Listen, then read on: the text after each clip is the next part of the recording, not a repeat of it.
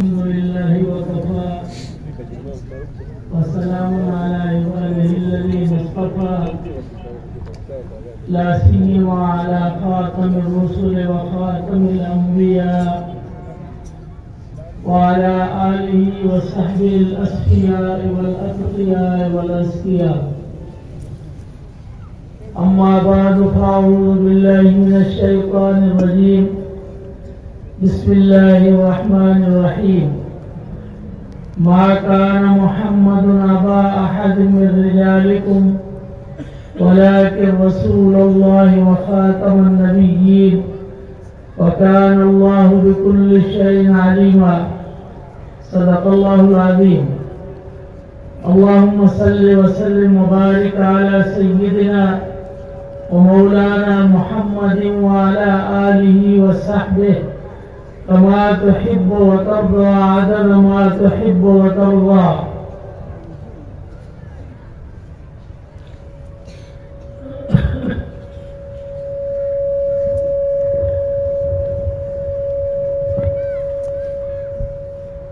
میرے محترم دوستو،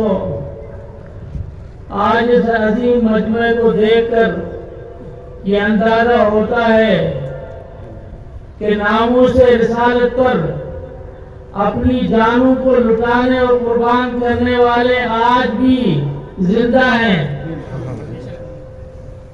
اور انشاءاللہ تعالی جب تک یہ آخری سانس ہے، ناموس رسالت اور ختم نبوت کا تحفظ یہ ہمارے ایمان کا حصہ ہے۔ اللہ نے امام الانبیاء رحمت العالمین حضور کو اللہ نے خاتم النبیین فرمایا۔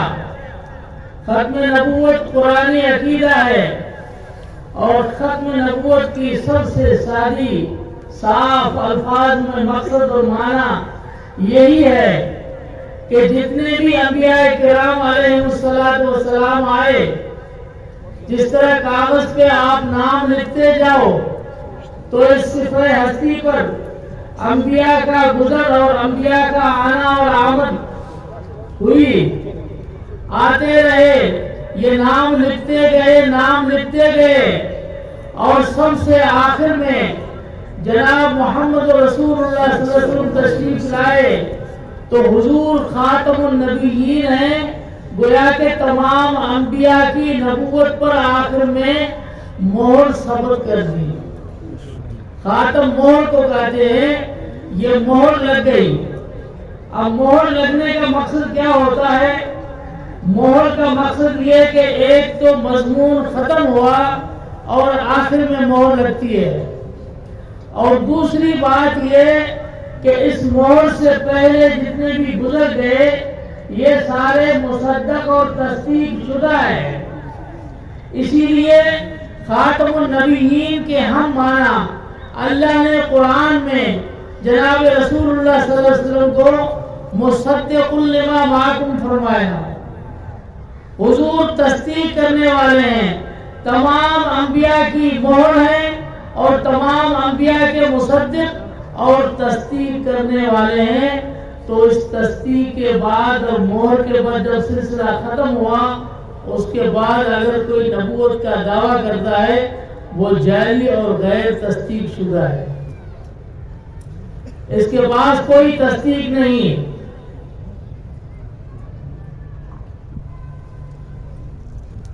ہم فخر سے کہہ سکتے ہیں کہ قرآن کریم میں اللہ تعالیٰ نے امام الانبیاء حضور خاتم النبیین کی وساطت سے اللہ نے دو قسم کے خطابات فرمائے قرآن میں۔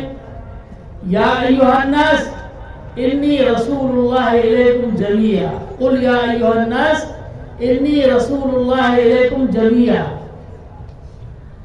اللہ فرماتے میرے محبوب آپ ان کو کہہ دو کہ میں تمام انسانوں جتنے بھی ہیں سب کا میں نبی ہوں۔ سب کو اعلان ہوا، جو حضور کی ختم نبوت کے بعد کسی کی نبوت کو مانتا ہے وہ اس قرآن کے یا ایھا الناس والے خطاب سے باہر ہے۔ قرآن میں یا ایھا الذین آمنوا آیا، جتنے ایمان والے جو حضور کو ماننے والے اس قرآن کو ماننے والے یہ سارے یا ایھا الذین آمنوا میں آئے. اب جو اس کے بعد کسی اور کی نبوت کو مانتا ہے تو گویا کہ وہ یا ایھا الذین آمنوا کے دائرے سے بھی باہر ہے. قرآن کا خطاب ان سب سے یہ باہر ہے، ان کے لیے قرآن کا خطاب نہیں. اور ختم نبوت کی دلیل قرآن کریم کی ایک ایک آیت اور قرآن کریم کا ایک ایک حرف، قرآن کریم کا نازل ہونا، یہ ہر چیز ختم نبوت کی دلیل ہے. حضور خاتم النبیین ہیں. میں نے کہا جتنے نبی آتے گئے، تو جتنے نبی آئے، کوئی قوموں کے نبی تھے، کوئی قبائل کے نبی تھے، یہ نبی آتے گئے. تو قوموں کے قبائل کے نبی آئے. علامہ سیوطی رحمہ اللہ حدیث نقل فرمائی، جناب رسول اللہ صلی اللہ علیہ وسلم فرماتے ہیں انا نبی الانبیاء، جتنے نبی تھے وہ قوموں کے نبی تھے. تو اس کے بعد نبی آتے رہے. جب نبیوں کے نبی آ گئے تو اب نبی کہے. سبحان اللہ. ہمارے حضور نبیوں کی نبی ہے. اور ایسے کہ جتنے بھی پہلے انبیاء کرام گزرے ہیں ان سب کی تربیت اللہ نے جناب رسول اللہ صلی اللہ علیہ وسلم کے ختم نبوت سے ان کی تربیت فرمائی. حافظ ابن تیمیہ رحمہ اللہ فرماتے ہیں لولا نبوت نبینا لبطلت سائر النبوات، اگر ہمارے نبی کی نبوت نہ ہوتی تو تمام انبیاء کی نبوتیں نہ ہوتی. یہ سب حضور کے صدقے اور طفیل ہے. نبی بنا کر بھیجنے والا کون ہوتا ہے؟ اللہ ہوتا ہے. نبی کون بھیجتا ہے؟ اللہ بھیجتا ہے. ہاں، اور اس خبیث کو کس نے بھیجا؟ انگریز نے. نبی کا انتخاب آسمان سے ہوتا ہے. اس کا انتخاب فرعون نے کیا ہے. نبی مظہر ہدایت ہوتا ہے. یہ جب سے دعوی نبوت اس نے کی اس کے بعد گمراہی پھیلی، ہدایت پھیلی. گمراہی. اگر یہ دعویٰ نہ کرتا تو ہدایت آتی. اور نبی نور ہوتا ہے. یہ ظلمت ہے. تاریخ اس کی دیکھ لو. یہ دجال میں نے دجاجلا. اسی لیے ہم ختم بات کہتے ہیں جی ختم نبوت کا دفاع اللہ نے کیا ہے. تو تم کہو جو ختم نبوت کی بات کرنے والے عجیب عجیب قسم کی باتیں کرتے ہیں. میں نے کہا ہم ختم نبوت کا دفاع نہیں کرتے، ہم عقیدہ ختم نبوت کا تحفظ کرتے ہیں. ہمارا عقیدہ ہے ختم نبوت کا، یہ ہمارا قرآنی عقیدہ ہے، ہمارے سینے کا راز اور دل کی بات ہے. تو ہم ختم نبوت کا محافظ تو اللہ ہے. ہم عقیدہ ختم نبوت کا تحفظ کرنا اور جتنے بھی عقائد ہیں ان کا تحفظ کرنا یہ ہمارے اوپر فرض بنتا ہے.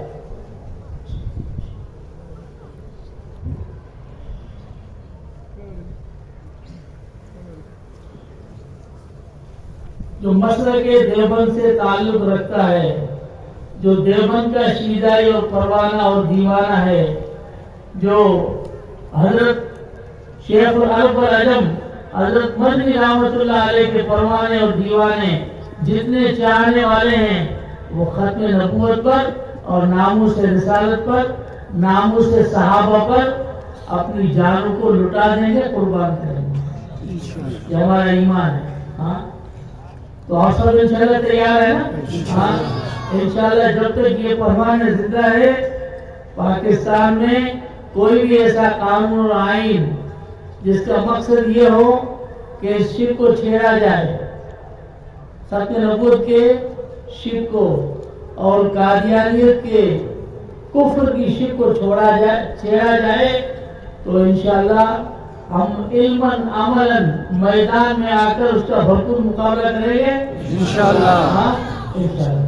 یہ آج کی بات نہیں ہے، یہ سازش کب سے ہو رہی ہے، کب سے کہہ رہے ہیں کہ آپ اس شرک کو ختم کرو تمہارے سارے قرضے معاف ہو جائیں گے، تمہارے قرضے معاف ہو جائیں گے.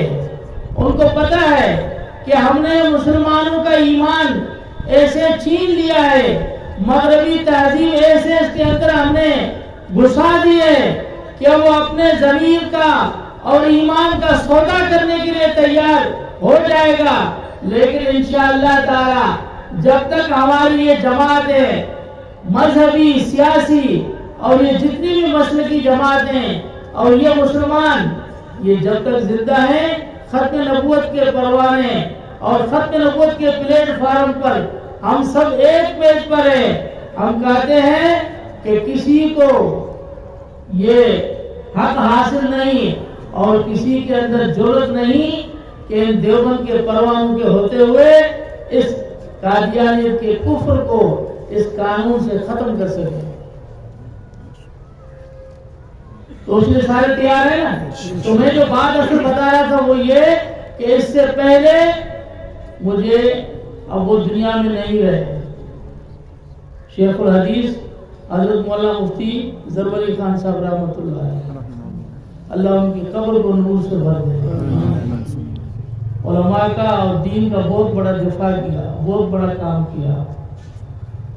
تو مجھے خود اپنی ذاتی مجلس میں مجھے بتایا، میں نام لے کر بتاتا ہوں، میں کسی کا دفاع نہیں کروں گا، نام لے کر بتاتا ہوں کہ مولانا محمد خان شیرانی صاحب یہاں آئے میرے پاس اور میں نے کہا، مولانا نے کہا میں حیران ہوں، انہوں نے آ کر مجھے کہا یہ آج کی بات نہیں ہے، یہ آج سے 20 سال پرانی بات ہے کہ وہ میرے پاس آئے اور آ کر مجھے کہتے ہیں کہ حضرت اگر جو ہے یہ قادیانی کی شک جو ہے اس کو قانون سے ختم کر دیا جائے اور اس پہ نظر ثانی کی جائے تو یہ اچھی بات ہے۔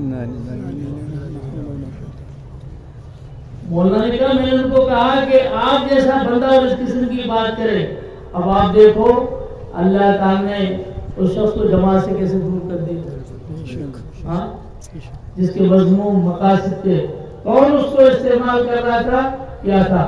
لیکن سمجھ لو کہ انشاءاللہ اس قسم کا کوئی بھی فرد چاہے کسی بھی طبقے سے ہو، اگر وہ مضمون عقائد رکھتا ہے اور مضمون سازش کا حصہ بنتا ہے تو اس جماعت سے خود بخود الگ ہو جائے اور یہ جماعت ہمیشہ برقرار رہے گی اور ختم نبوت کے سائے اور جھنڈے تلے ہم سارے دیکھتے ہیں۔ اللہ ہمیں سمجھ